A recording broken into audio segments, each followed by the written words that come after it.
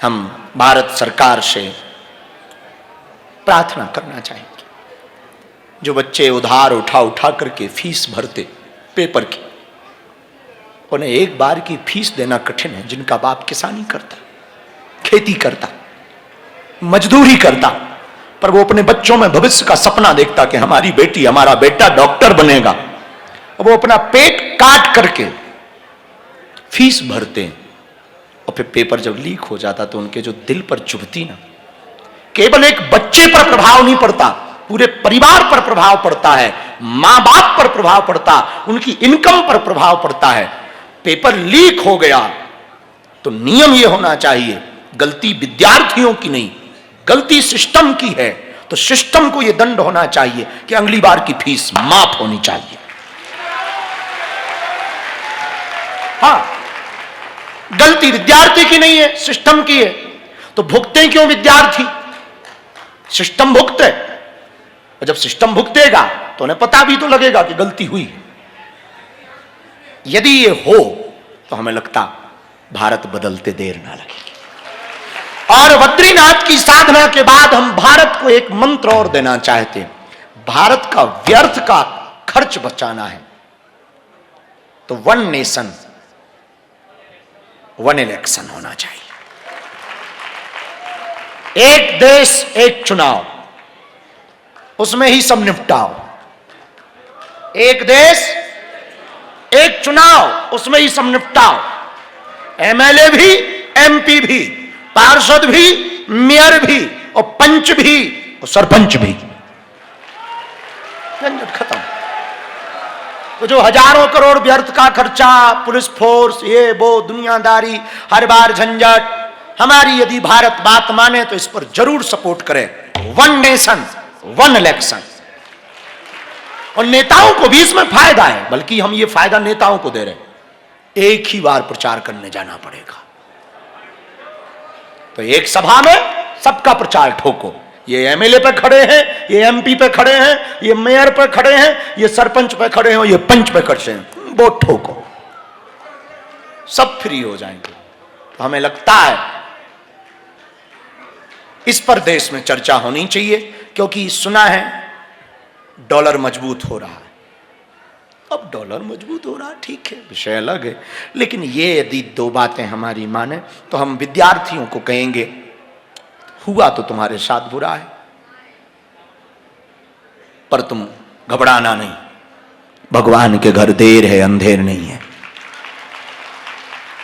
फिर से पेपर देना, पास हो गए। और अब की बार हमें भरोसा है, हमने सुना है कि रक्षा मंत्री जी ने मीटिंग ली है कि वो सिस्टम ठीक कर रहे हैं, राजनाथ जी, श्री राजनाथ जी, अच्छा है। तो चिंता मत करो विद्यार्थियों,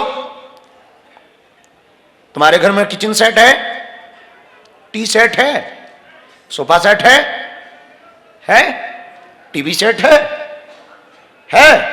तो माइंड क्यों अपसेट है? सब सेट है, एवरीवन सेट, माइंड क्यों अपसेट? माइंड सेट रखो, ये सेट हो या ना हो, सब सेट हो जाएगा। हाँ, सब सेट हो जाएगा, घबराओ मत। अब इसके अलावा हम कुछ कर भी नहीं सकते, क्योंकि हम सिस्टम नहीं। हम सिस्टम होते तो कह देते कोई बात नहीं बच्चों, फीस माफ और ऊपर से हमसे ले लो, लेकिन हम सिस्टम नहीं है, तो हम तो तुम्हें बल दे सकते हैं कि माइंड अपसेट मत रखो, सेट रखो, मुस्कुराओ, हैप्पीनेस, स्माइल में बहुत ताकत है। थोड़ा सा मुस्कुराने से फोटो बढ़िया आती है, जिंदगी भर मुस्कुराओ, जिंदगी बढ़िया आएगी। मुस्कुराओ, मुस्कुराओ, क्या गम है, जो मिला है क्या वो कम है? वो जो भी पाया, जो नहीं पाया वो सिर्फ एक ख्वाब है, जो अभी पाया यही लाजवाब। इसलिए विद्यार्थियों, और हमने इस साधना के बाद प्रण लिया, आने वाले भविष्य में भविष्य के भारत को बदलना है, विश्व गुरु बनाना है, तो विद्यार्थियों को पहले विश्व गुरु की भूमिका के लिए तैयार करना पड़ेगा।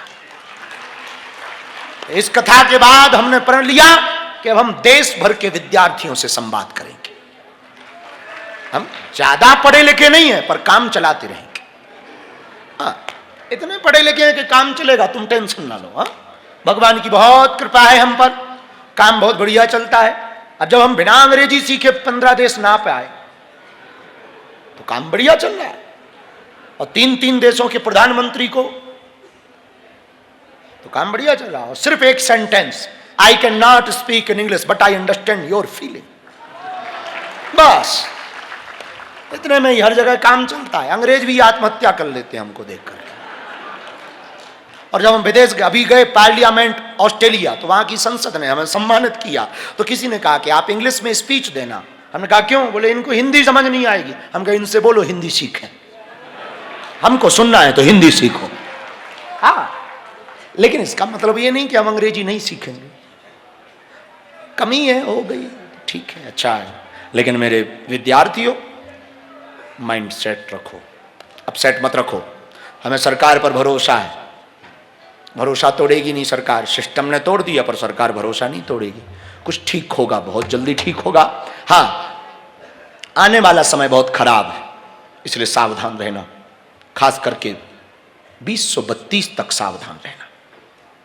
बहुत विचित्रताएं होंगी, वैश्विक रूप से बहुत विचित्रता होगी। महामारी का फिर से प्रकोप होगा,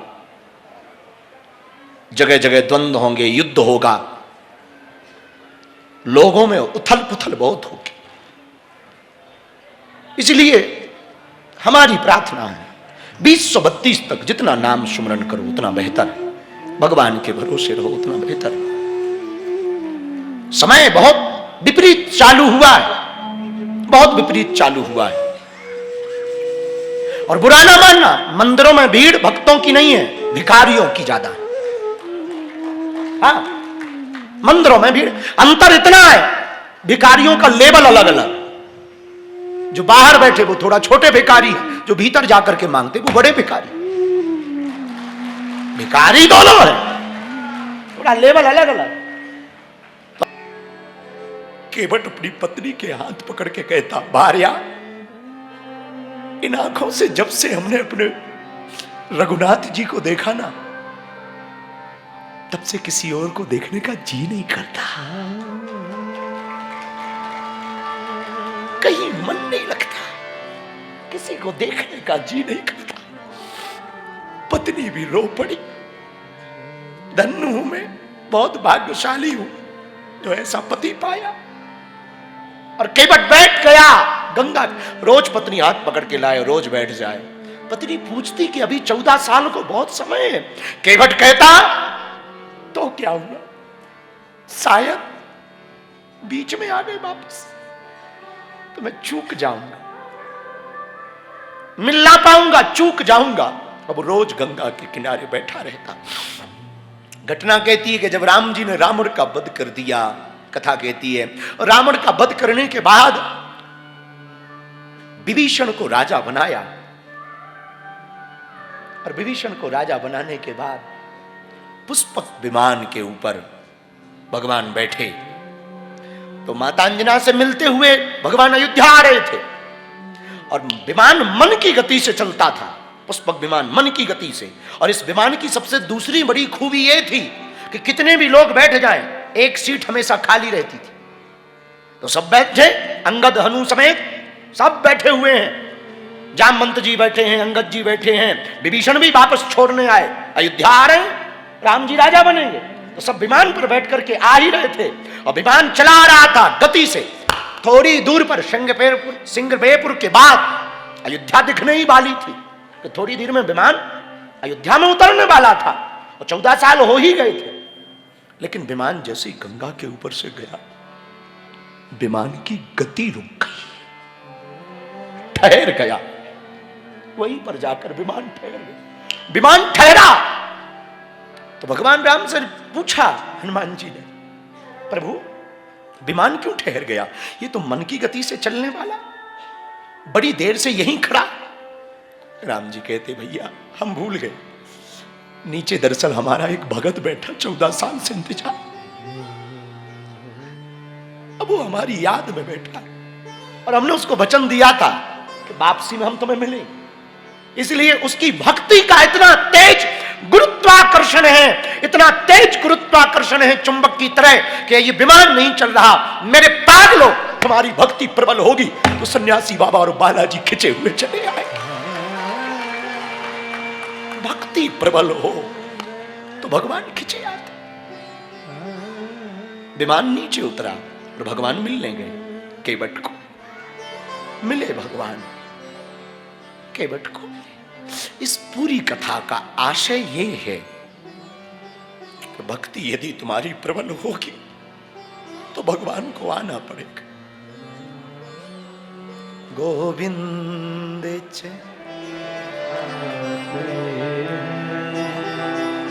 गोपाल चले आते, गोविंद चले आते, गोपाल चले आते, गोविंद चले आते, गोपाल चले आते। भक्तों का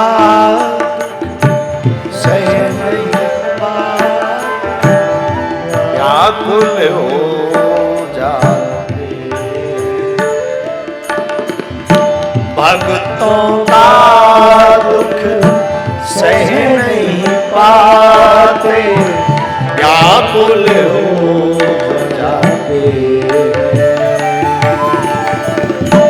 बाहें पकड़ के भव सागर से पार लगाते हैं,